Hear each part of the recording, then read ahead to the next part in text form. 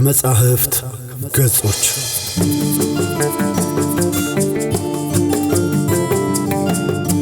ሰላም ክቡራትና ክቡራን ውድ ኢትዮጵያውያን አድማጮቻችን፣ እነሆ ከመጻሕፍት ገጾች የተሰኘው ፕሮግራማችን ጀምሯል።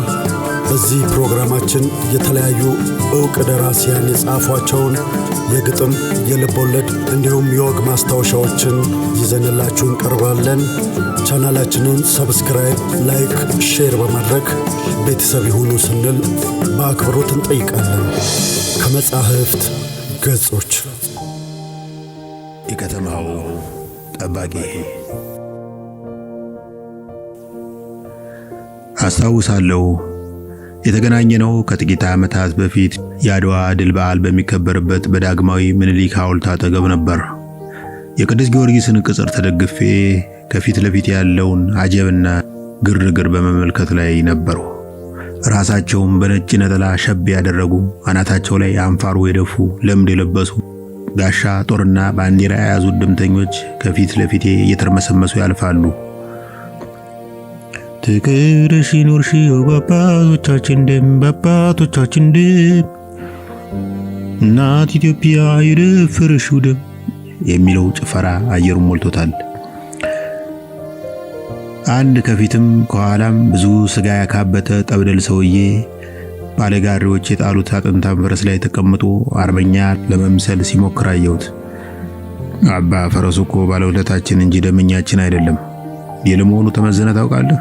እኔ የምለው ቆይ አርበኞችን ወይስ የሶሎዳን ተራራ ወክለን የመጣው እያልኩ በልቤ ሳቁ ተመትም። ልታከብር ነው ወይስ ልትታዘብ ነው እዚህ የተገኘው የሚል ድምጽ ሰምቼ ዞር አልሁ። ከኔ ብዙ ሳይርቅ ቀጠን ያለ መለዮ ለባሽ ጠመንጃውን በጭኖቹ አንጻር አጋድሞ ቁጭ ብሏል። አይኖቹ ትንሽ ቢሆኑም ሪዝ የሚያስነቁ ገብስማ ግዙፍ ቅንድቦች አሉት። እጀታው የሰይፍ የመሰለ ጥቁር የጎማ ቆመጣ አንጠልጥሏል። እየታዘብኩ ላከብር ነው የመጣሁት የሚል ምላሽ ሰጠሁ። አባቶቻችሁ አድዋ ላይ ጠላቶቻቸውን ድል አድርገው ወደ ቀጣዩ ዘመቻ ነው የሄዱት። እናንተ ግን በየዓመቱ ባልተዋጋችሁበት ድል ተጨፍራላችሁ። ተዋናዮች ሆናችሁ ሳለ ከተዋጊዎች በላይ እንድትከበሩ ትፈልጋላችሁ። እኛን ደንብ አስከባሪዎችን እዚህ አደባባይ ላይ ጣሊያንን ወክለን የቆምን ይመስል ፊታችሁን እንደ ማሰሻ ጨርቅ አጥቆራችሁ ትገላምጡናላችሁ። ሰውየው ቀጠለ። ከአድዋ ዘማቾች መሃል የሞቱት ቀባሪ አልነበራቸውም። በሕይወት የተመለሱት ደግሞ ያለ ጥሪትና ያለ ጥሮታ ነው የቀሩት። ዛሬ ግን አንድ አራዳ የአድዋ ድል መታሰቢያ በሚል ብሔራዊ ቲያትር የጭፈራና የዲስኩር ድግስ አሰናድቶ ሚሊዮን ብር ይዘጋል። አርበኞች የተዋጉልን እኮ እንደነሱ መከራ እያየን እንድንኖር አይደለም፣ እንዲያልፍልን ከነሱ የተሻለ እንድንኖር እንዲመቸን ነው አልኩት ፈገግ ብዬ። ይመቻችሁ። አየህ እኔ ከ10 ዓመት ያላነሰ ዘመን ይህንን ከተማ ስጠብቅ ኖሬያለሁ። እውነተኛው የአድዋ ጀግኖች ሌጋሲ አስቀጣይ ነኝ። ግን ምን አተረፉ? የምወዳት ሚስቴ የምሳሳላትን ልጄን ይዛ ጠፋች። ምን እንዳድርግ? ሌሊት አቅፌያት መተኛት ሲገባኝ ከጅብና ከወሮ በላ ጋር ስታገል አድራለሁ። በምቾት እንዳልክሳት ደግሞ ድሃ ነኝ። እወድሽ ነበረ በልቶ እንደመጠጣት፣ ትተሽኝ ኮበለልሽ ደስ ይበለው ማጣት ያለው ገጣሚ ማን ነበር? ይገርማል አልኩ ሳላስበው። ምኑ ነው የሚገርመው? ግጥምና ታሪክ መጥቀሴ ነው የሚገርመው። ሁሉንም ደንብ አስከባሪ ስታዩ ያልተማረ ነው የሚመስላችሁ አይደል? ግን እኛም ያቅማችንን ያክል ተምረናል። እንደ አቅሚቱ የሀገራችንን ታሪክ አንብበናል። ከ10 የማይበልጡ ጎረምሶች አርበደበደው የኢትዮጵያ ልጅ ደም የለመደው እያሉ በፊታችን አለፉ። የከተማው ጠባቂ ሆታው ጋብ ማለቱን ተከትሎ ቀጠለ። አጤ ምኒልክ በአዋጃቸው ህዝቡን ለዘመቻ ከጠሩ በኋላ ወስልተህ ብትቀርም ማርያም እነጣልሃለሁ ብለው ነበር። ያም ሆኖ ማስፈራሪያውን ወይም በማርያም ስም የቀረበውን መሐላ ቸል ብለው ከዘመቻ ወስልተው የቀሩ ብዙ ሰዎች ነበሩ። አሁን እዚህ ሆታውን እያቀለጠ ባንዲራውን እያንቦገቦገ የሚተራመሰው ሁሉ የአርበኛ ልጅ ይመስላል። የወስላቶች ልጆችም ተደባልቀው የማይመለከታቸውን ድል እያከበሩ ነው። አይቻልም እንጂ ቢቻል ኖሮ የአርበኞች ልጆች ብቻ ተመርጠው ድሉን እንዲያከብሩ ቢደረግ ጥሩ ነበር አልኩት። የወስላቶችን ልጆች ከአርበኞች ልጆች መለየት ያን ያክል ከባድ መስሎ ከታየህ ጅል ነህ። አሁን በምን ታምር ነው ከዚህ መሃል የአርበኛን ልጅ ከወስላታ ልጅ መለየት የሚቻለው? የከተማው ጠባቂ የጠመንጃውን አፈሙዝ ቀና አድርጎ የባረቀበት አስመስሎ አንዴ ወደ ላይ ተኮሰ።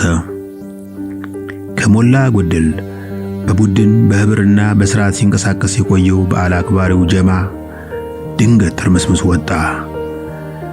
የተሸከሙትን መፈክር ጦርና ጋሻ መሳይ ነገር እየጣሉ ካባቸውን እየጎተቱ እግራቸው ወደ መራቸው አቅጣጫ የሚሯሯጡ ሰዎችን ማየት ጀመሩ።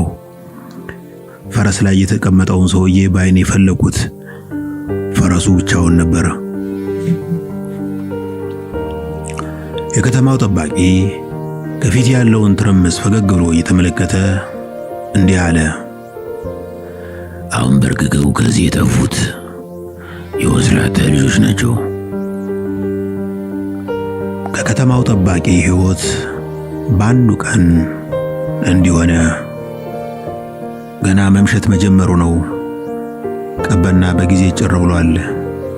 ከእንግሊዝ ኤምባሲ ወረድ ብሎ ካለው ፌርማታ አጠገብ ከጋቢናው በስተቀር መስታወት የሌለው እንደ ቅል ድፍን የሆነ ሚኒባስ መሳይ ዘመናዊ መኪና ጥግ ቆሞ ይወዛወዛል። የከተማው ጠባቂ በልምድ ይሄ ምን ማለት እንደሆነ ያውቃል። የሆኑ ጥንዶች መኪናው ውስጥ ወሲብ እየፈጸሙ ነው። በቆመበት በሚናወጠው መኪና ግንባር ላይ መድኃኔዓለም አባቴ የሚል ጥቅስ አይቶ ፈገግ አለ።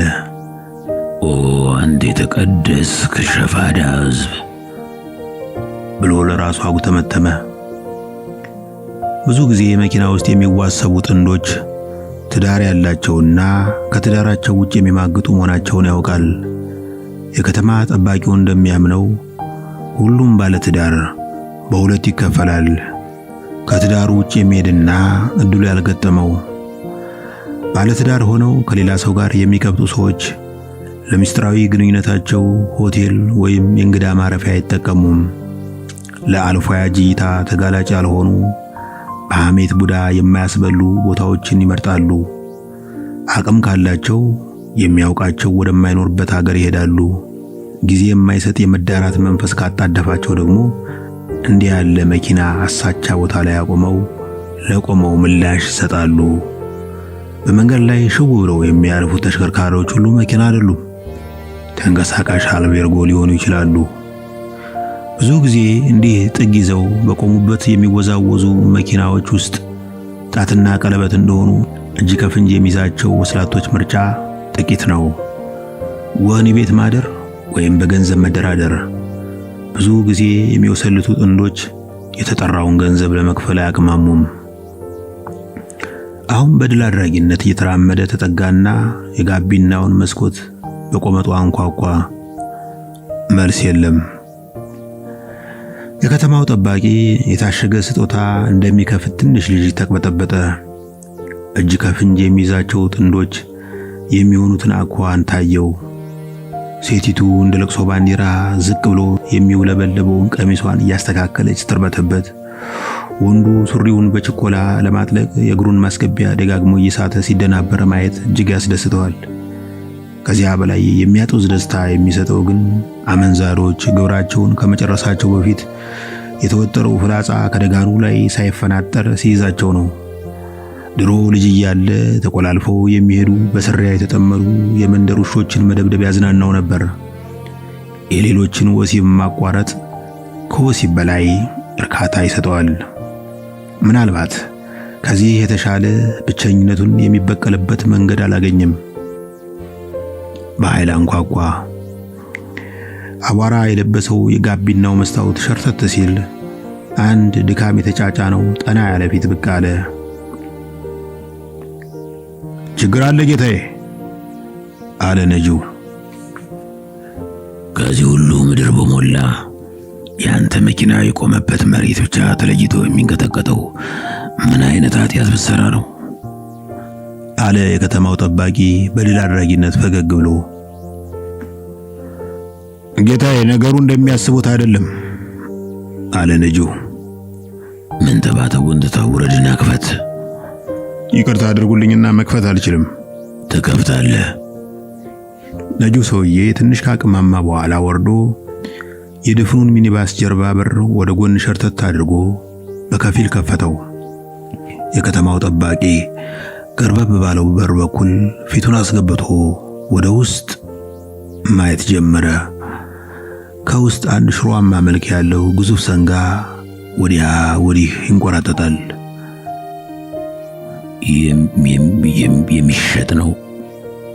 የሚሸጥ ነው አለ የከተማው ጠባቂ በምን ተፍረት የሆነ ነገር ለማለት ያህል። እየተገዛ ነው ጌታዬ አለ ነጂው። የቀድሞ የኮከበ ጽባህ ተማሪዎች መረዳጃ ማህበር በየዓመቱ ለዳግማዊ ትንሣኤ ሰንጋ እየገዛን በመንደራችን የሚኖሩ ድሆች እናበላለን። አሁን ማህበሩ በመዋጮ የገዛውን ሰንጋ ወደ ማደሪያው ለማድረስ ከሰዎች ጋር ስልክ ስነጋገር ቆይቼ ትንሽ ሸለብ አደረገኝ። መንጃ ፈቃድ አለህ? አለ የከተማው ጠባቂ። መንጃ ፈቃድ ሲሉ የመኪናው ወይስ የሰንጋው? የከተማው ጠባቂ ምንም ምላሽ ሳይሰጥ ወደ የካ ተራራ አቅጣጫ ፈዘዝ ብሎ ሲመለከት ከቆየ በኋላ ሰንጋውን ለመግዛት ስንት አዋጣችሁ? የሚል ጥያቄ ሰነዘረ። ከ5000 ጀምሮ አዋጥተናል። የከተማው ጠባቂ ከጥቂት ደቂቃዎች በኋላ ተሰናብቶ ጥቂት ከተራመደ በኋላ ተመልሶ ለነጂው እጁን ዘረጋ። ምንድነው? አለ ነጂው። 300 ብር ነው። የትም ባልደርስም እኔም የኮከበ ጽባህ ተማሪ ነበረው። አውቃለሁ 300 ብር ብዙ አይደለም፣ ግን አለ አይደል ዕጣን ወይም ቄጤማ ሊገዛ ይችላል።